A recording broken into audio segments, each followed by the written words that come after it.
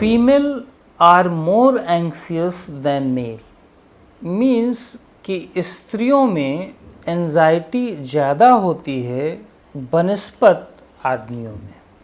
और ध्यान दो, फीमेल का मतलब, स्त्री का मतलब सिर्फ शारीरिक रूप में स्त्री नहीं, इसका बड़ा कंसेप्ट है।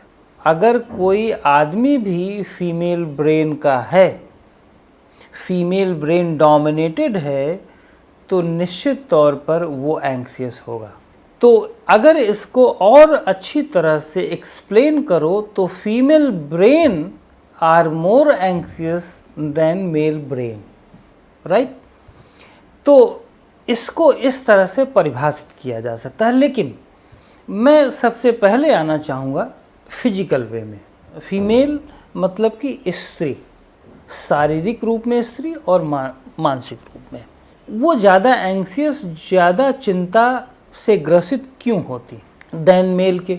इसलिए होती हैं क्योंकि बायोलॉजिकल वे में देखो, पहला बायोलॉजिकल देखो, बायोलॉजिकल वे में देखो तो उनका सिस्टम और मेल का, आदमियों का सिस्टम बिल्कुल अलग अलग है। उनमें जो हार्मोनल चेंजेस होते हैं वो आदमियों में नहीं होते, और होते भी हैं तो वो बहुत भिन्न तरीके से होते हैं। जो स्त्रियों में हार्मोनल चेंजेस होते हैं, जैसे 9 से 10 साल में, 14 साल में, 18 वर्ष में, शादी के बाद, बच्चों के बाद, और फिर 45 के बाद जो भी मेनोपॉज में चेंजेस होते हैं। तो कहने का अर्थ है कि बायोलॉजिकल चेंजेस बहुत होते हैं इनमें, क्योंकि इनका सिस्टम कॉम्प्लेक्स है। कॉम्प्लिकेटेड नहीं कह सकते, कॉम्प्लेक्स कह सकते हैं। पर अगर देखो तो इनमें इसीलिए इमोशनल चेंजेस, हार्मोनल चेंजेस तो होते ही, इसीलिए इमोशनल चेंजेस और एंजाइटी। तो एंजाइटी का तो एक्चुअल में जो मीनिंग होती है वो ये है कि इमोशनल एब्जॉर्प्शन बहुत है। एंजाइटी का एक्चुअल में मतलब अगर देखो तो हमारा इमोशनल अटैचमेंट ऑब्जेक्ट से, इंसिडेंट से बहुत ज़्यादा हो जाता है और हम उसको चिपका लेते हैं।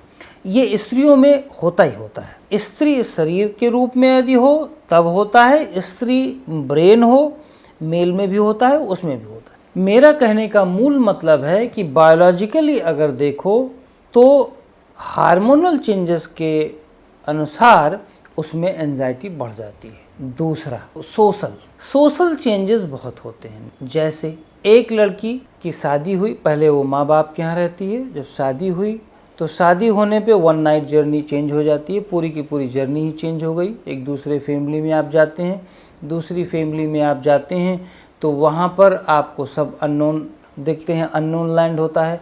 हालांकि अब तो लव मैरिज वगैरह होने लगा है तो कुछ बेटर है, लेकिन पहले तो आप एक अननोन लैंड में सब कुछ देखते थे। हस्बैंड को भी अता पता नहीं होता था आपको कि आप कौन है वो। कहने का अर्थ है कि आप अगर उस दिन सुबह जैसे ही ससुराल में गए और 4 बजे या 5 बजे ना उठे तो आपके ऊपर हंसी होती थी, आपके ऊपर कमेंट होता था। आपके ही ऊपर नहीं, आपकी पूरी फैमिली पर कमेंट होता है। मीन्स कि आपके पूरे गांव पर भी, आपके पूरे शहर पे भी हो सकता है कि पूरे शहर वाले ही ऐसे हैं। तो आपको वो सोशल प्रेशर झेलना पड़ता है, तो उससे भी एक एंजाइटी का प्रभाव आता है, हार्मोनल चेंजेस होने लगते हैं। एक बायोलॉजिकल हुआ, एक सोशल हुआ। अगर आप देखो सबसे बड़ा चेंज होता है वो है बच्चे होने के बाद। एक स्त्री 9 महीने तक एक बच्चे को रखती है पेट, उसके अंदर कितना इमोशनल, कितना हार्मोनल चेंजेस होते होंगे जैसे जैसे बच्चा बढ़ता है। जैसे जैसे बच्चा बढ़ता है और वैसे वैसे हार्मोन्स की सीक्रेशन अधिक होती है, क्योंकि एक बच्चा है अंदर और उसको अधिक ऊर्जा चाहिए। वो ऊर्जा अपनी माँ से ले रहा है, हार्मोनल सीक्रेशन करवा रहा है अपनी माँ से ज़्यादा हो। तो आप सोचो कि उस माँ पर कैसी हार्मोनल, कैसी इमोशनल चेंजेस होते होंगे। माँ को पता नहीं चल पा रहा है लेकिन चेंजेस होते होंगे।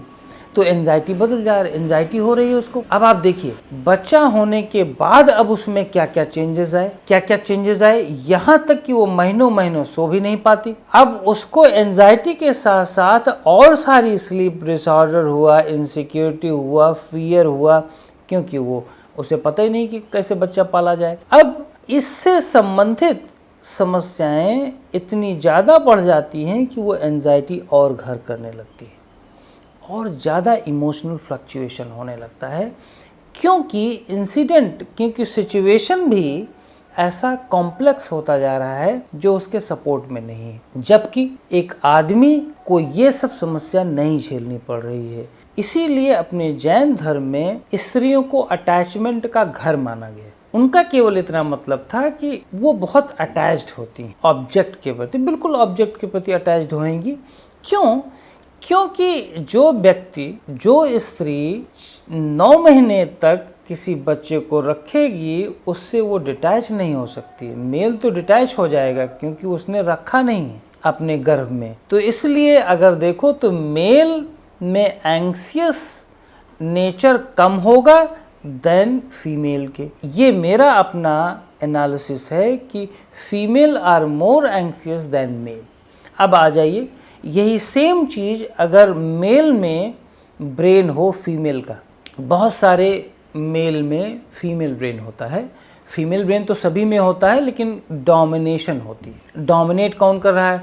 फीमेल ब्रेन का मतलब राइट ब्रेन, मतलब आर्ट का, कलर का, अटैचमेंट का, इमोशन का, ये सब फीमेल ब्रेन के लक्षण हैं। तो मेल में भी बहुत होते हैं इमोशंस। अगर वही सेम टाइप के emotions right brain more active है तो हर एक चीज़ एंजाइटी से रिलेटेड होएगी।